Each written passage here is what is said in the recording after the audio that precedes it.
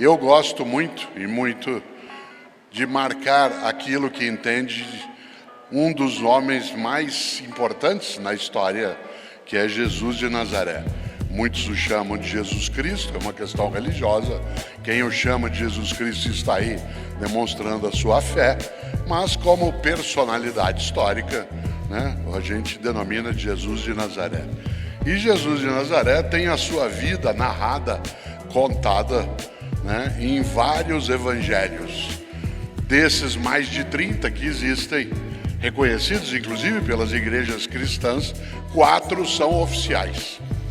São os 4 evangelhos e os 4 evangelistas. Aliás, se você já chegou na Catedral Metropolitana de Brasília, do lado externo, bem na chegada, você tem ali estátuas de bronze exatamente dos 4 evangelistas. 3 deles, Marcos, Mateus e Lucas, contam uma história, uma sequência.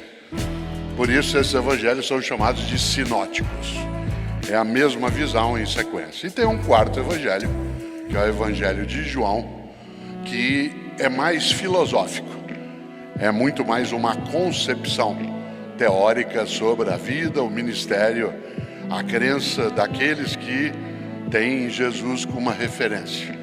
Religião é uma questão individual, você pode ter ou não, é uma decisão tua, mas tenha ou não, Jesus é sim uma referência forte na reflexão, na meditação, na ideia de propósito.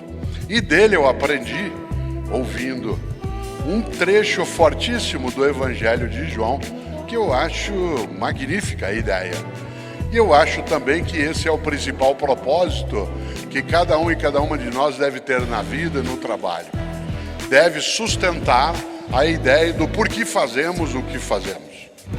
E é interessante porque, para quem já pegou uma Bíblia cristã ou já ouviu, né, esse trecho que eu vou citar, se lembra, é um trecho do Evangelho de João, que está no capítulo 10, versículo 10. Capítulo 10, versículo 10, ali João registrou uma frase que é um projeto, um propósito trazido à tona, segundo João, por Jesus. E a frase é um desejo, é uma convicção, é uma razão para a vida, porque a frase é: quero que tenhais vida e vida em abundância. Quero que tenhais vida e vida em abundância, não é mini vida, subvida, menos vida. É vida em abundância. Quero que tenhais vida e vida em abundância. Você sabe o que é abundância. Abundância não é excesso, não é desperdício, não é descarte inútil, não é luxo. Abundância é suficiência. Uma vida abundante é aquela na qual não haja carência sem alternativa de solução.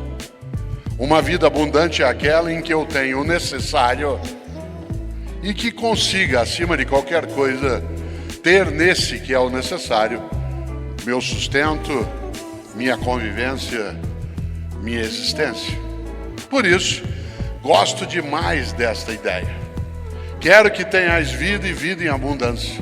Insisto, uma vida abundante não é, de modo algum, uma vida de desperdício, de acúmulo, de consumolatria.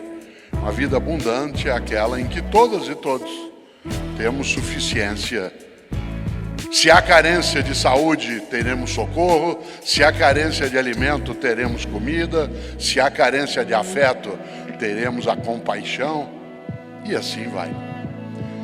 Eu gosto de lembrar algo que algumas pessoas mais jovens talvez não tenham muita ideia. Eu vou fazer 70 anos de idade e me lembro com muita nitidez. Quando eu era menino, eu nasci na cidade de Londrina, no norte do Paraná. Eu moro na cidade de São Paulo há 56 anos, mas eu nasci em Londrina, no norte do Paraná. Eu sou o que a gente chama de caipira. E naquela região da qual eu vim, né, a gente é chamado de pé vermelho por conta da cor da terra. Então eu sou um pé vermelho de Londrina e cresci numa cidade pequena. Quando eu de lá saí tinha 80 mil habitantes, e aí fui para São Paulo. Hoje Londrina tem 700 mil, mas na época tinha só 80 mil habitantes. E o gostoso é que eu vou contar algo que acho que algumas pessoas não imaginam. o Brasil era muito mais pobre do que ele é hoje há 50, 60 anos. Nós ainda temos uma população que não tem condições de abundância. Ainda, mas não para sempre. E o mais interessante é que nós éramos, sim, muito mais pobres, isto é, não havia bancarização da sociedade, não havia tanta disponibilidade de bens e serviços. Vou contar uma coisa estranha. Hoje, estando eu, Cláudia, né, e eu no hotel à tarde, a gente olhava da janela do hotel para a sequência, né, do eixo e o trânsito todo parado. Tempo e tempo com o trânsito um atrás do outro, parecendo até as avenidas marginais na cidade de São Paulo. E foi aí que eu me lembrei disso por conta da reflexão que faria e farei. Há 50, 60 anos, quase ninguém tinha carro na família. Aliás, quem tinha um carro era um tio da gente. Era uma coisa tão rara que a gente no final de semana era levado a passear de carro. E o passear era assim, vão ver o movimento. A gente não tinha tantos bens e serviços. Eu nasci no dia 5 de março. E quando eu era criança, a gente recebia presente 2 vezes ao ano. No próprio dia do aniversário e no dia do aniversário de Jesus. O que levou muita gente a ter uma alegria grande com Jesus. Olha que interessante. Minha família não era pobre, meu pai era gerente de banco, minha mãe professora. Mas não havia esta ideia, né, de um acúmulo de bens que as pessoas, inclusive, mesmo com menos recursos, acabam se enredando. E eu recebia, repito, presente 2 vezes ao ano, 5 de março e depois 25 de dezembro. Se eu ganhasse um carrinho de madeira, né, um posto de gasolina, de metal, fosse o que fosse, se quebrasse, eu tinha que arrumar, porque de novo só em dezembro.